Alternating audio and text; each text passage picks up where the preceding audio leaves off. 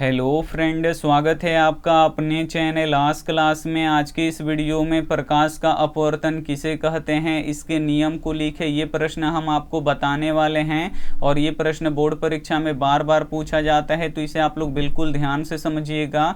अगर इस प्रश्न को आप लोग ध्यान से समझिएगा तो यहीं पर याद हो जाएगा, आपको याद करने का ज़रूरत नहीं पड़ेगा।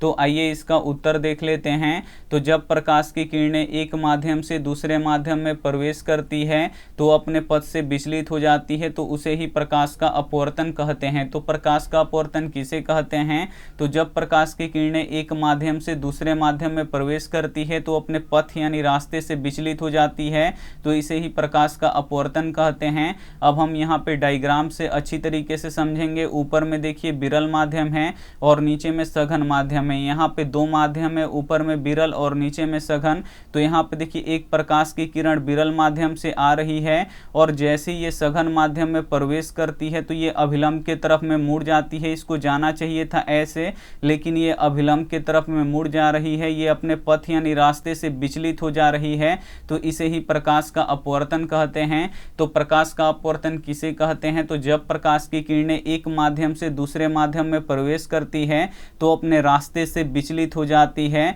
यानी रास्ता भटक जाती है, तो उसे ही प्रकाश का अपवर्तन कहते हैं। अब यहाँ पे समझेंगे कि प्रकाश के अपवर्तन के कितने नियम होते हैं। तो प्रकाश के अपवर्तन के दो नियम होते हैं और ये प्रश्न ऑब्जेक्टिव में पूछता है, तो इसे आपको याद रखना है। प्रश्न पूछता है कि प्रकाश के अपवर्तन के कितने नियम होते हैं। तो प्रकाश के अपवर्तन के दो नियम होते हैं। यहाँ पे पहला नियम देखिए, आपतित किरण, अपवर्तित किरण तथा आपतन बिंदु पर डाला गया लंब तीनों एक तल में होता है। यहाँ पे देखिए जो ये आपतित किरण है और ये अपवर्तित किरण है और ये आपतन बिंदु पर डाला गया लंब है, ये तीनों क्या होता है? एक तल में होता है। और दूसरा नियम देखिए, किन्हीं दो माध्यमों में प्रकाश के किसी विशेष रंग के लिए आपतन कोण की ज्या और अपवर्तन कोण की ज्या का अनुपात एक नियतांक होता है, जिसे स्नेल का नियम भी कहते हैं। अर्थात साइन आई बटा साइन आर बराबर एक नियतांक होता है। तो एक प्रश्न ये भी पूछा जाता है कि प्रकाश के अपवर्तन का जो दूसरा नियम है उसे क्या कहते हैं?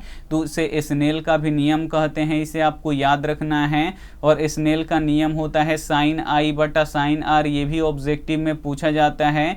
और साइन आई बटा साइन आर किसके बराबर होता है? तो एक नियतांक के बराबर होता है, इसे आपको याद रखना है। और ये प्रश्न आपको काफ़ी अच्छी तरीके से समझ में आ गया होगा। अगर समझ में आ गया है तो वीडियो को आप लोग लाइक कीजिएगा और चैनल को अभी तक आप सब्सक्राइब नहीं किए हैं तो चैनल को सब्सक्राइब भी कर लीजिएगा।